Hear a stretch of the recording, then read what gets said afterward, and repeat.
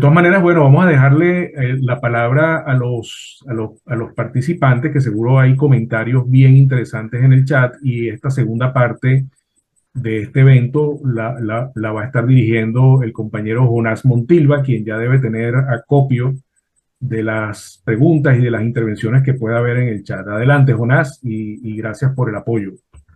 Gracias, Oscar. Muchísimas gracias. Bueno, primero que nada, agradecerle al señor Cardenal Baltasar Porra y al doctor Fortunato González por esta magnífica exposición en la que una vez más nos ilustran acerca de la historia de una de las universidades más importantes del país, como es la Universidad de los Andes, ¿no? Y cada vez que los escuchamos a ellos, pues aprendemos algo nuevo, algo que no conocíamos y que nos hace sentirnos muchísimo más orgullosos de ser ulandinos por un lado y universitarios en este país por otro lado. Bien, ahí vamos a proceder a esta segunda parte o tercera parte del foro, la participación de los asistentes. Lo vamos a hacer de la siguiente manera. Vamos a ver primero las preguntas que están en el chat, aunque no hay muchas, pero sí hay algunos comentarios importantes. Y luego vamos a abrir la posibilidad de que los asistentes puedan participar directamente, para lo cual les vamos a pedir que levanten la mano, ¿verdad? A través del corazón que está en la parte de abajo, les permite levantar la mano, ¿verdad? Vamos a hacerlo de esta manera. Entonces vamos primero con las felicitaciones. Tenemos felicitaciones de varias personas, algunos de los cuales son estudiantes de nuestra universidad. Las felicitaciones de Carmen Álvarez, de Milagro Sánchez de Brasil. Están también las felicitaciones del académico Edgar Jaimes y del académico Wilber Contreras de la Academia de Mérida. Me gustaría leer también un comentario muy interesante, que es el comentario que hace el doctor Jaimes. Déjame ubicarlo aquí. El académico Edgar Jaimes dice lo siguiente: felicito al cardenal Baltasar Porras por su excelente reflexión, destacando que el centro de todo el poliedro del poder debe ser su periferia, donde están todos los excluidos o marginados por ese poder. Saludos. Hay también algunos comentarios, el comentario del doctor Ricardo Contreras, que me gustaría que lo ahondara más adelante. Él hace una aclaratoria con respecto a quién fue el rector, el doctor Diego Carbonell Espinel. Le pido al doctor Ricardo Contreras que por favor aclare ese comentario que hace en el chat. Sí, para aclarar ya. Sí. Le damos entonces la palabra. Solo recordar, no me acordaba quién era el rector que modernizó los estudios de medicina y que fue alumno del San José Gregorio Hernández, y lo acaba de recordar Ricardo Contreras, nuestro académico, que fue Diego Carbonell. Fue el responsable de la modernización de los estudios de medicina que se escogió José Gregorio cuando estuvo por aquí. Era todo. Bien, tenemos también las felicitaciones de dos conocidos y distinguidos universitarios, profesores de la Facultad de Ingeniería, los doctores Antonio Cárdenas y Johnny Bullón, ¿no? Vamos entonces a darle el pase al doctor Ricardo Contreras, que ha levantado la mano. Sí, adelante, Ricardo. Tienes que apagar el micrófono, Ricardo, por favor. O prender, perdón. Ricardo, ok. Buenos días y buenas tardes a los distinguidos académicos presentes. Pido excusas por mi voz, pues estoy pasando por un pequeño detalle de salud. Tengo un primer comentario sobre este grato evento en el cual hemos sido invitados y que se haya abierto con un tema absolutamente pertinente en el marco de los 240 años del aniversario de la Universidad de los Andes, el tema de la universidad hispana con proyección republicana.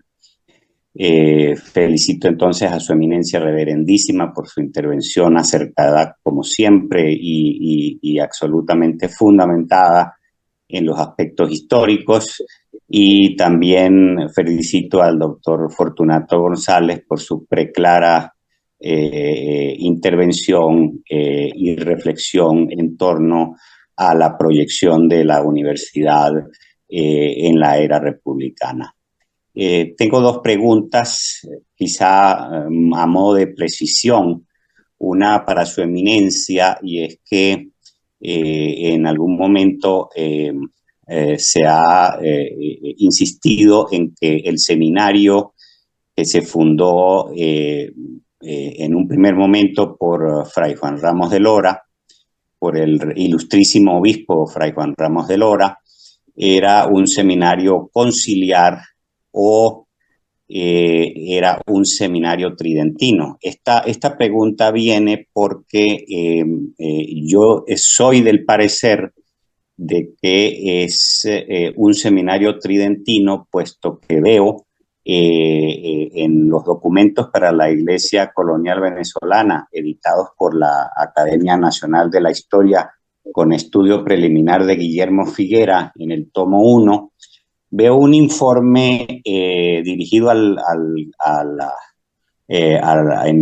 Consejo de Indias, en el cual el obispo de Mérida solicita financiamiento para un seminario tridentino. Entonces, creo que hablar de colegio conciliar o de seminario conciliar, no sé si es exactamente preciso, o si en algún momento para comenzar la historia del seminario se habló de conciliar. Creo que esto se supera muy rápidamente con los procedimientos administrativos que comenzó el propio Fray Juan Ramos de Lora, y por lo cual yo creo que se puede hablar en todo momento en esa primera etapa de un colegio seminario tridentino. Con las características que eso significa. Alguien me preguntaba, ¿y qué diferencia hay? Bueno, la diferencia es en cuanto a sus constituciones. Puesto en lenguaje del siglo XXI sería un poco en cuanto a su reglamento, pero yo me inclino más por hablar en todo momento de seminario tridentino, y quisiera saber si su eminencia comparte esta idea conmigo. La segunda pregunta es para el doctor Fortunato González.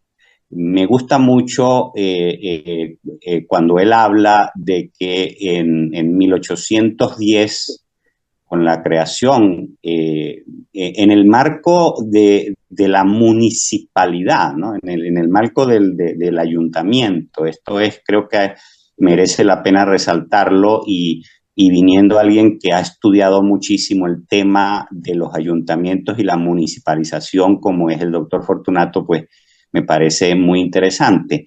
Y es ese cambio de paradigma que podemos decir ocurre en 1810 hacia una universidad más mestiza, más abierta, más con un carisma diferente. No sé si pudieras, el doctor Fortunato, profundizar en lo que este cambio paradigmático va a significar para el concepto de universidad para Mérida en su evolución en el tiempo de Real Universidad San Buenaventura, Universidad de Mérida, Universidad de los Andes. Esas serían mis dos preguntas. Agradezco de antemano a ambos ponentes su generosidad. Bueno, puedo responder a la primera. Es lo mismo hablar de seminario tridentino o seminario conciliar. Conciliar quiere decir Concilio de Trento. Pero recordemos que la educación desde el Concilio de Trento, allá a mediados del siglo XVI, el nombre de seminario no estaba reducido exclusivamente a la formación de clérigos para el sacerdocio. El seminario era un colegio, tanto que es una nomenclatura que hoy en día, hasta en el último sínodo, ha estado discutido, porque se habla hoy en día de los seminarios menores. Bueno, los seminarios menores son colegios en los que entran jóvenes, unos con inclinación al sacerdocio y otros no, es de formación cristiana pues en general, y que después va de un lado a otro, de tal manera que hablar de seminario no lo podemos entender como como es el seminario ya mayor, filosofía o teología, ya la segunda etapa que es sí para la formación exclusiva de los clérigos. Pero tenemos muchísimos ejemplos, tanto en Europa como en tiempo de San Carlos Borromeo, como también ya aquí en América, en los seminarios nuestros, como pasó una cantidad de gente por esas aulas. Ahí señalaba, por ejemplo, doctor Fortunato de Cristóbal Mendoza y tantos otros que han pasado por los seminarios, y de época más reciente, el seminario menor, el seminario de Mérida, de los años 40 o 50 del siglo pasado, pues de ahí salieron unos cuantos sacerdotes, pero salieron muchísimos otros que en diversas ramas del saber, militares, abogados, profesores, gente de todas las profesiones habidas y por haber, de tal manera que es bueno clarificar que no se trata de manera exclusiva, y el que se pidan recursos para lo que es la formación de los candidatos al sacerdocio, pues no quita pues lo otro.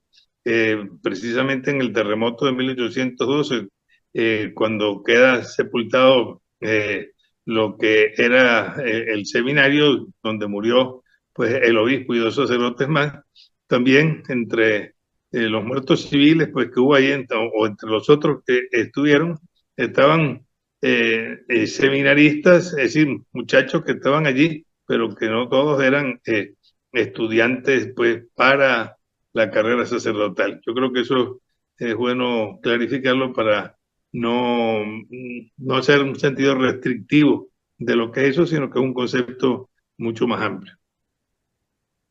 Gracias. Gracias, compañero Ricardo, compañero de la Academia de Mérida y amigo. El carácter mestizo de la Universidad de los Andes comienza desde la creación del Seminario Tridentino de San Buenaventura. Es más, yo creo que incluso tiene los antecedentes en el colegio de San Francisco Javier, porque ellos vinieron, los sacerdotes vinieron a Mérida y Fray Juan Ramos de Lora vino a Mérida fundamentalmente a formar lo que aquí había, que eran indígenas. Indígenas que rápidamente se fueron mezclando con los españoles y que generaron el mestizaje, desde la llegada de Cristóbal Colón a las islas del Caribe. Ese carácter mestizaje yo lo reafirmo porque genera una cultura en Venezuela, y yo creo que en toda América Latina, que nosotros no somos racistas. No tenemos ninguna razón para discriminar a nadie por el color de la piel, por su origen, etcétera, ni siquiera por su origen social.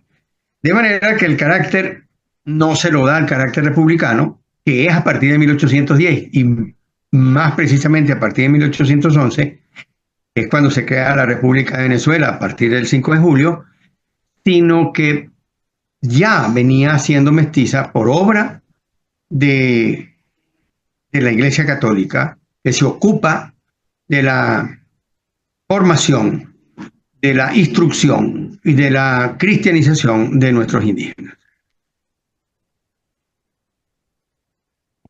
Tenemos otra pregunta en el chat de la doctora Cristi Rangel, miembro de la Academia de Mérida.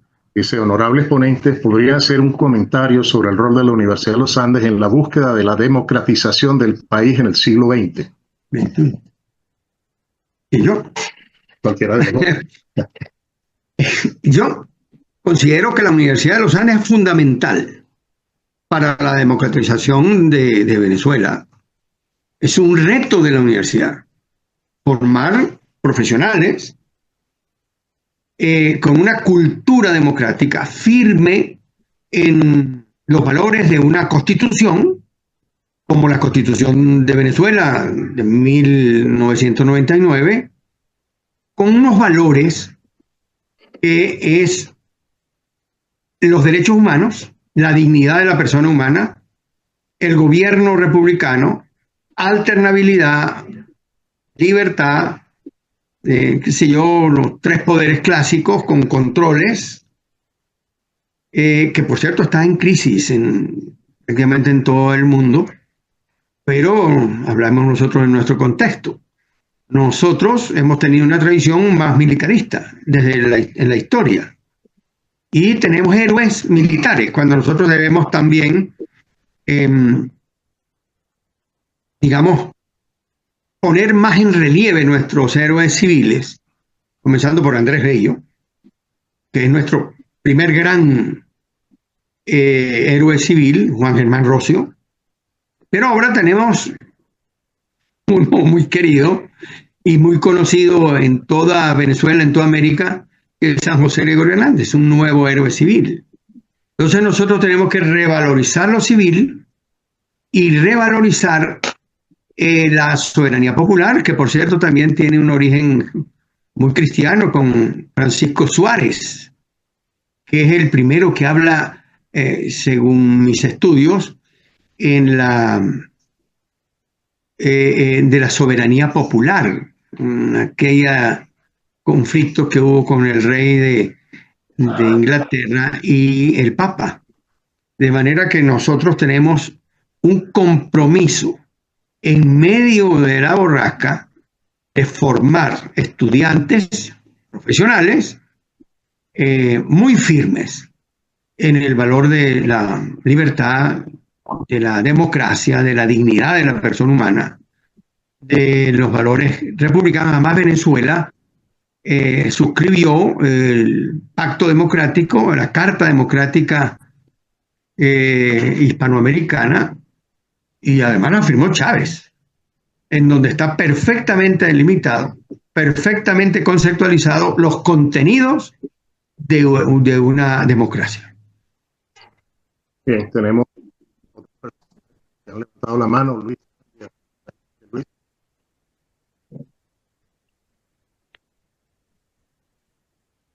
Luis, adelante. Doctor Ronas, muchas gracias. Sí, yo había escrito una pregunta en el chat, pero creo que no la viste. Y era justamente para el cardenal. Quería consultarle, cardenal, si tiene referencia de quiénes fueron ese primer staff de profesores, de docentes que acompañaron a Fray Juan Ramos de Lora o acompañaron esos primeros años de esa casa de estudios superiores. ¿Cuáles fueron esos docentes? ¿Hay referencia de eso? ¿Y qué recursos se podían tener en Mérida para tales fines de estudios superiores a nivel de bibliotecas, de libros en la ciudad? Si nos pudiera hacer alguna referencia en relación a eso, cardenal. Muchas gracias. Bueno, los primeros que ya los nombré, el canónigo de las Torzas y Hipólito Elías González, pero con el inicio mismo de los estudios, sobre todo de Derecho, el doctor Reiner, y cómo se mantenían. Mire, se mantenían por el coraje que tenían y por la generosidad de cada uno de ellos, porque los medios eran pocos. Se quiso como implementar algo parecido a lo que hacían los jesuitas.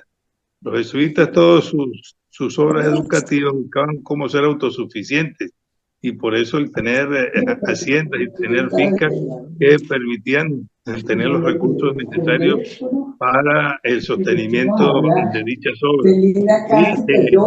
Y los primeros doctores, Buenaventura Arias, sacerdote, que fue el primer rector, precisamente con el grupo de profesores que allí estaban. Había un agustino, el padre Ortiz, no recuerdo en este momento pues otros, pero que indica que había clérigos, y no, estaba Mariano de Talavera, estaba el que fue arzobispo de Caracas. Hay que ver lo que significó esos próceres que hubo y con qué conocimiento tenían, no solo digamos que a veces se pone a ver, ¿no?, que el pensamiento colonial era un pensamiento atrasado.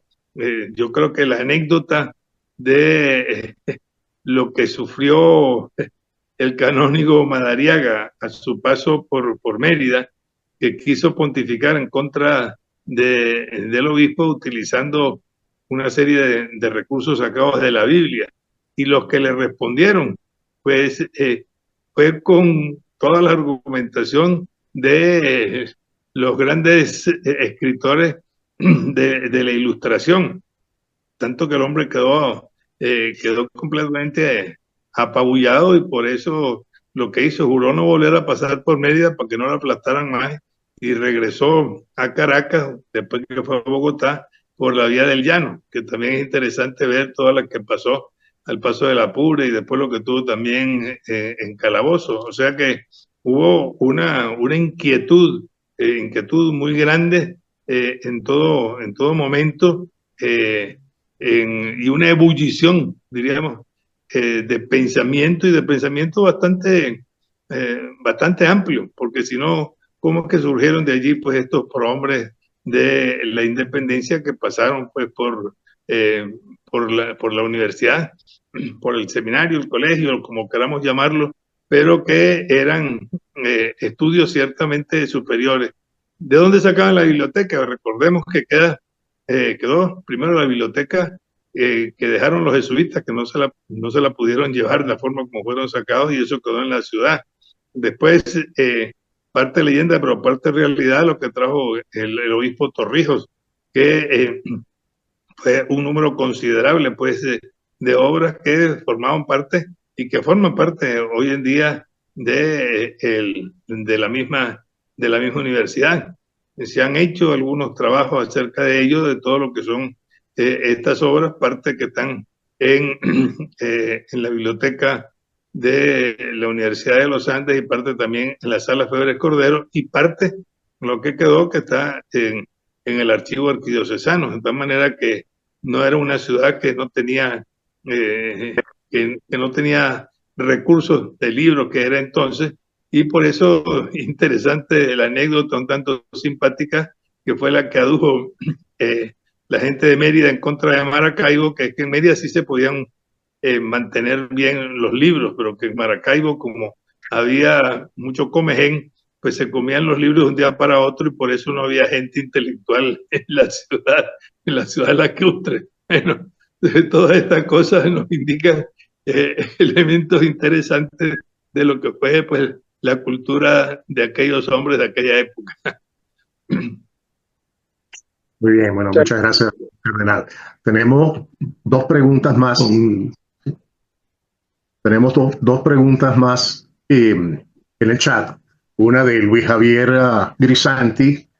Dice que el joven cedeño Alberto Adriani, luego de estudiar en la ciudad natal con el maestro Duque, se le envía a estudiar en la ULA. Es decir, la ULA también otorgaba el título de bachiller. ¿Sabe alguno de los ponentes hasta cuándo se otorgó el título de bachiller? La otra pregunta dice lo siguiente, de Oscar González. ¿Existió alguna influencia de las autoridades y profesores de la Universidad de Caracas en la conformación de la estructura y los estudios de la Universidad de Mérida en su origen? Bueno, voy a decir, bueno, en primer lugar, San José Gregorio Hernández se graduó primero de bachiller en la Universidad de Caracas, la Universidad Central. Porque, por lo tanto, las universidades graduaban de bachiller y luego los estudios universitarios. Y en la Universidad de Mérida también.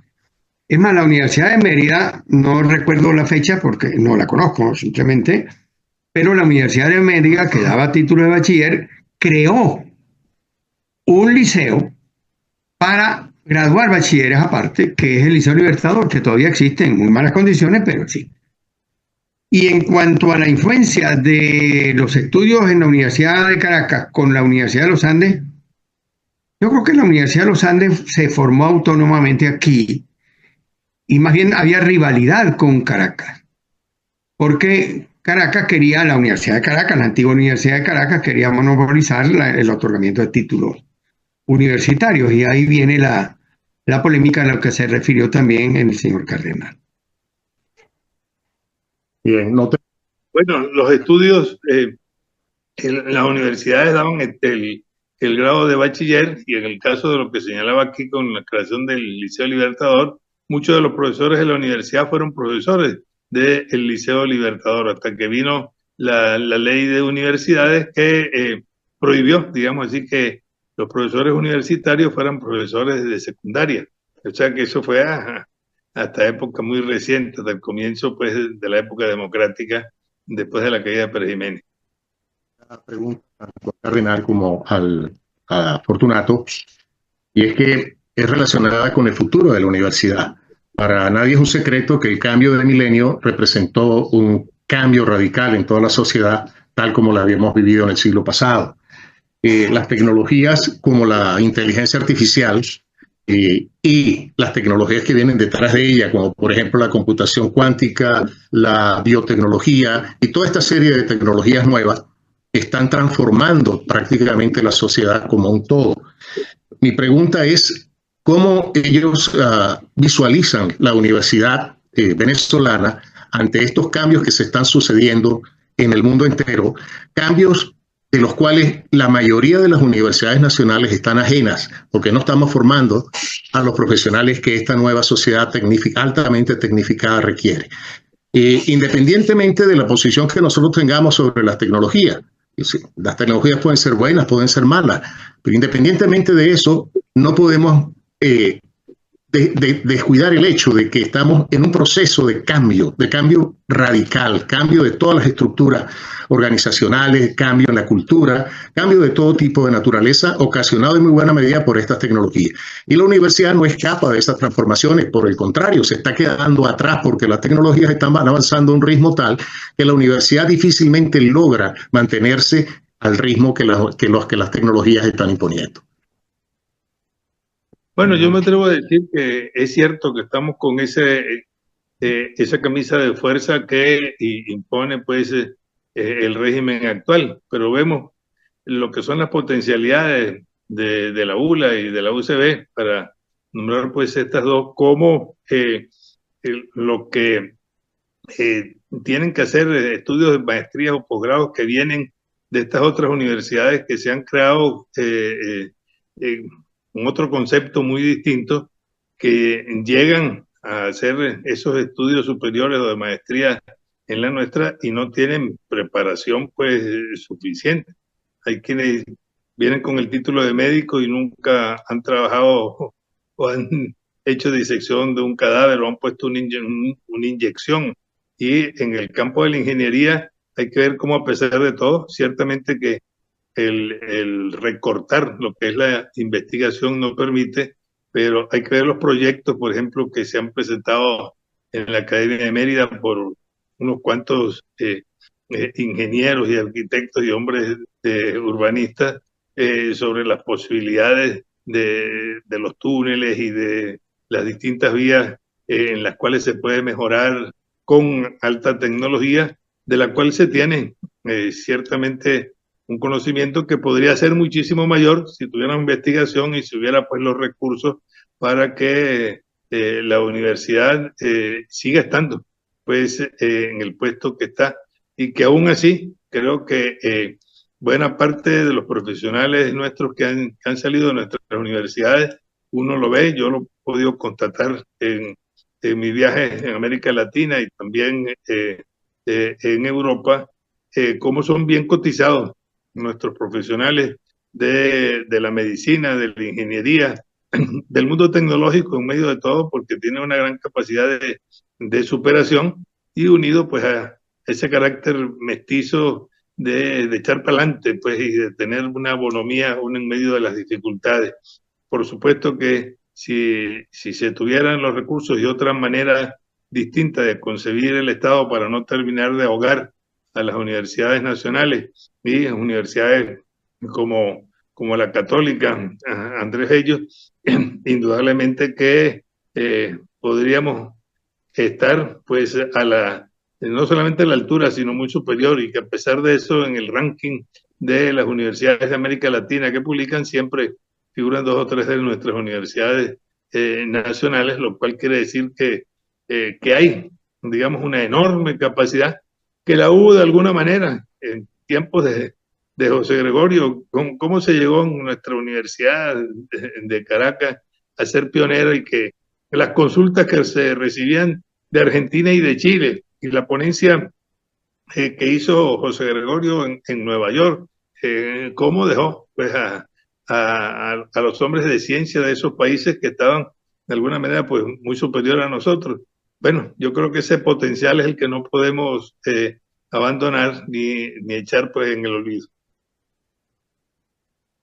Yo quisiera agregar, con todo el respeto, Cardenal, que en la Academia de Mérida hicimos un proyecto de transformación integral de la Universidad de Los Andes, Sí. colocando al departamento como eje y luego las carreras y eliminar un poco todo lo que es este tema electoral. Pero refiriéndome a ese punto, en la transformación tendría que, propusimos, lo podemos compartir por las redes, en este proyecto está como eje transversal, además de filosofía, además de lecturas, está la formación en las nuevas tecnologías, tanto de la inteligencia artificial como de la cuántica, porque hay que estar al día. Sin perder las bases, hay que estar al día. Sin perder los valores, porque la inteligencia artificial sirve para muchas cosas, pero hay que estar al día. Y el modelo que en este proyecto nosotros elaboramos, el modelo es precisamente el doctor José Gregorio Hernández. Bien, tenemos, sí. Bueno, decía que el doctor Carmelo Ecarri hace un comentario, dice lo siguiente: el Cabildo es una institución singular en la creación de universidades en América. Si bien la capacidad decisiva correspondía a la corona o al papado, los cabildos fueron impulsores de las decisiones para fundar universidades pontificias, reales o de ambas instituciones. En el caso de Caracas, Felipe V requirió de un diagnóstico detallado de la provincia, la sociedad, la economía, la gobernanza, que se levantó con la orientación del Cabildo. Y luego la universidad fue impulsora de las instituciones provinciales. No sé si el señor Cardenal o Fortunato quieren agregar algo al comentario del doctor Carmelo. No, creo que está claro en eso. Indudablemente, en la existencia del patronato decía que la Nunciatura de Madrid, conjuntamente con las autoridades reales, llegaran a la aprobación de esos institutos, de esas universidades, y no solamente la de Caracas y la de Mérida. En el caso venezolano, podemos ver, bueno, en los virreinatos no había una, sino había varias. En Bogotá, pues había 3 universidades, en México igual, en Lima mismo, en Buenos Aires también. Pues bueno, esto es indicativo de una necesidad de adaptación a la modernidad y con mayor o menor velocidad, pero bueno, hacia ello se echó adelante. Indudablemente que en estos momentos es lo que se requiere, pues también en nuestra realidad actual, que hace falta la conjunción de unos y otros, pero que no estamos como en pañales, porque ha habido todos estos proyectos que se han realizado y que se llevan adelante, y en el que yo que estuve hasta hace poco como arzobispo de Caracas, como gran canciller de la Universidad Católica Andrés Bello, lo que es la fuerza de las universidades jesuíticas, las 22 universidades jesuíticas que existen en América Latina y que son de verdad un arsenal de experiencias, de innovaciones y de intercambio, que es lo que permite echar a flote pues esa enorme riqueza educativa en la que los jesuitas han sido siempre pioneros.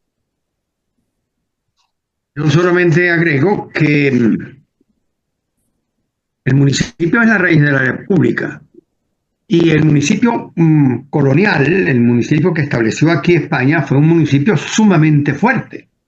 La lejanía del rey de España allá en la provincia determinó que los municipios asumiesen competencias, materias que no le eran propias desde el punto de vista de la legislación española, que tenía que asumirla de hecho, construcción de caminos, creación de escuelas, de hospitales, etcétera. Ese municipio fuerte colonial fue un poco golpeado luego de el centralismo, la guerra federal, etcétera, y ahora está amenazado con la creación de un estado comunal que pretende eliminar los municipios que tienen 2000 años, que los municipios al fin y al cabo son romanos, de origen. El municipium es el conjunto urbano, en la pequeña aldea ya conformada que tiene autogobierno. Eso es lo que significa precisamente municipio. Y el municipio de Mérida tuvo mucho que ver en sus orígenes, tanto con el Seminario Tridentino como con la Universidad de los Andes. Pero paulatinamente fue perdiendo poder como consecuencia, repito, del centralismo. Y ahora pues está muy golpeado. Habrá que ver cuáles son las consecuencias de esta propuesta de reforma constitucional, que también lo hemos discutido en la academia y en la Universidad de los Andes, de eliminar los municipios e incluso los estados y crear un estado comunal sin el voto popular directo y secreto, sino con una votación en segundo grado, no sé, que no significa la votación de una persona individual, directa, sino de unos consejos que los designan de acuerdo con un proyecto de constitución que todavía no conocemos. Tenemos una última pregunta ya para ir cerrando, del doctor Alonso Romero Martínez. Adelante, doctor Romero. Gracias.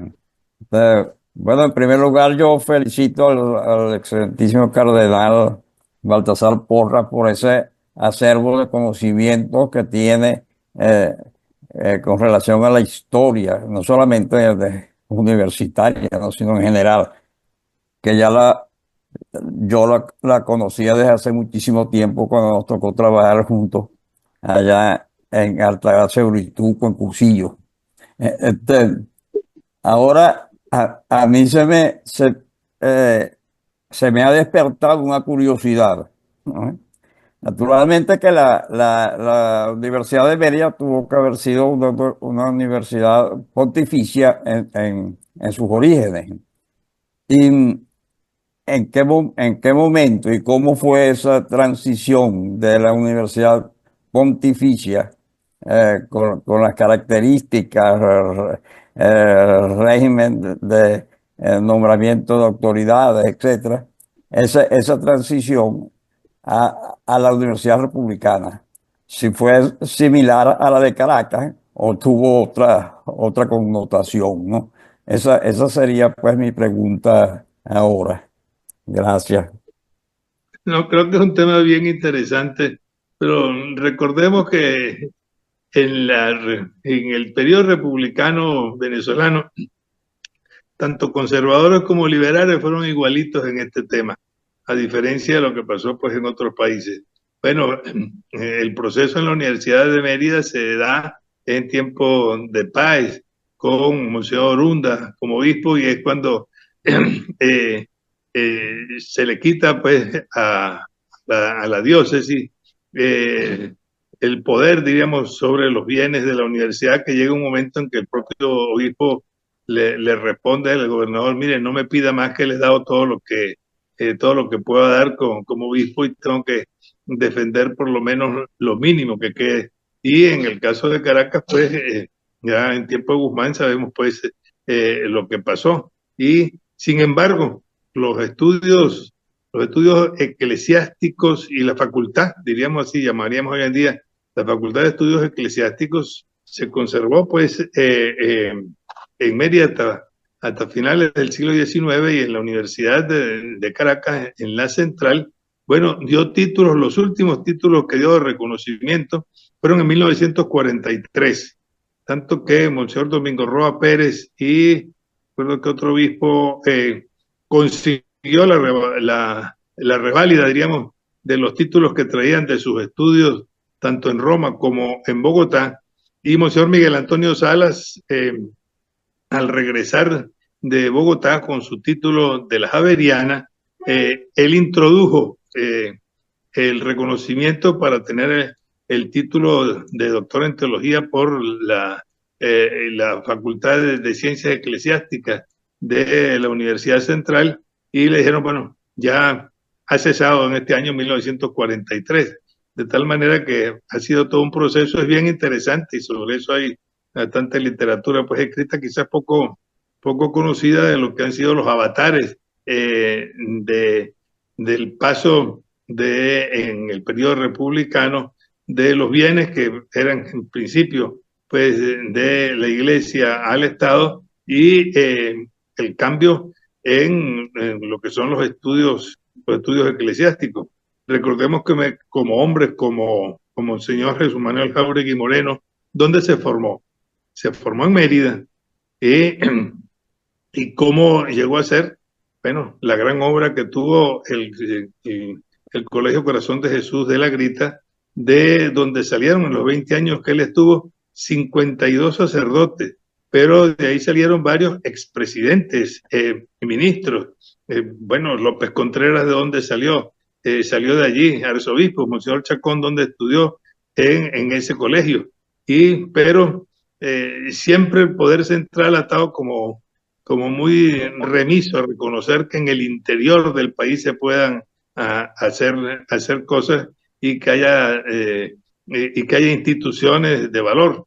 Por eso, pues, fue echado de lado Monseñor Jáuregui Moreno y el padre Alexander en Valencia, porque, bueno, Caracas es Caracas y lo demás es Monticulebra.